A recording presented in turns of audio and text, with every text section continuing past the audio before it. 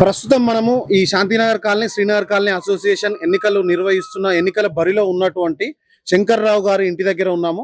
ఒకసారి ఆయనతో కూడా మాట్లాడదాము. ఈ ఎన్నికల్లో ఆయన ఎందుకు నిలబడేందుకు ఎందుకు ఉత్సాహం చూపుతున్నాడు, ఆయన మరి కాలనీని ఏ విధంగా అభివృద్ధి చేస్తాడు, ఎలా అభివృద్ధి చేస్తాడు అనే విషయాలన్నీ ఒకసారి ఆయన సొంత మాటల్లోనే అడిగి తెలుసుకుందాం. చూస్తున్నారు కదా, ఇదే కస్బా శంకర్రావు గారి ఇల్లు. ఒకసారి మాట్లాడదాం, ఆయన మాటల్లో అడిగి తెలుసుకుందాం. సో ప్రస్తుతం మనము Srinagar colony Shantinagar colony association ఎన్నికల బరిలో నిలబడ్డటువంటి కస్బా శంకర్రావు గారి నివాసం వద్ద ఉన్నాము.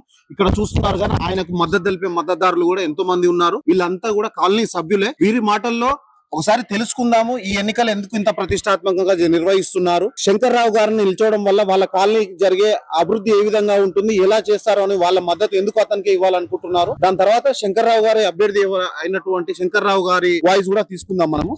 సార్ నమస్తే అండి, మీ పేరు? సార్ నా పేరు వెంకటరమణ అండి. సార్, మీ ఎన్నికల్లో ఈసారి గతంలో లేని విధంగా ఈసారి ఎన్నికలు రసవతరంగా పోటాపోటీగా నిర్వహిస్తున్నారు.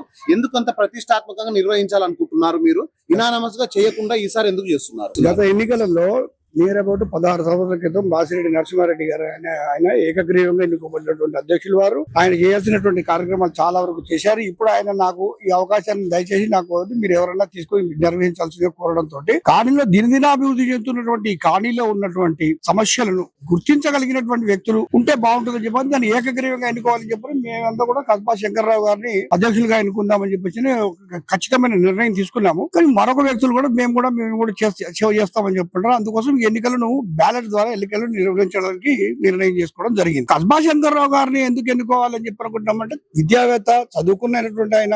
ఇంతకు ముందు ఆయన మెట్రో రైలు గురించి కానీ ఆయన కోసం సంఘర్షణ సాధక సమితిలో ఆయన చేసినటువంటి కృషి మామూలుగా చెప్పలేనటువంటిది కాదు. కాబట్టి సాధక బాధకాలు తెలిసినటువంటి శంకర్రావు గారు లాంటి వ్యక్తిని అధ్యక్షులుగా ఎన్నుకోవడం వల్ల మేము ఎన్నుకున్న అధ్యక్షులు ఎటువంటి తప్పు లేదని చెప్పి మా యొక్క ప్రగాఢమైనటువంటి నమ్మకం. ఓకే, మేము కూడా స్థానికంగా మీకంటే ముందు కొందరితో మాట్లాడాము. శంకర్రావు గారు ప్రథమంగా చెప్పాలంటే విద్యావంతులు.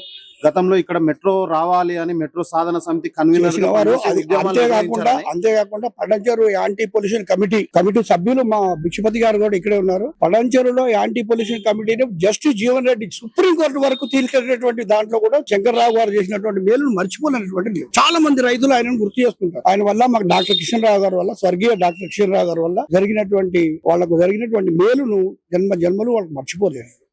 కాబట్టే శంకర్రావు గారిని మేము ఖచ్చితంగా క్యాండిడేట్, ఈయనకు మించి ఇంకో ఆయన అర్హుడు లేడు అనే ఉద్దేశంతో మేము ఖచ్చితంగా నేను తీసుకుంటాను. ప్రభాత సూర్యుడు జాతీయ తెలుగు దినపత్రిక. ప్రతి అక్షరం నిజం వైపు. నిజం దాగదు, వార్త ఆగదు.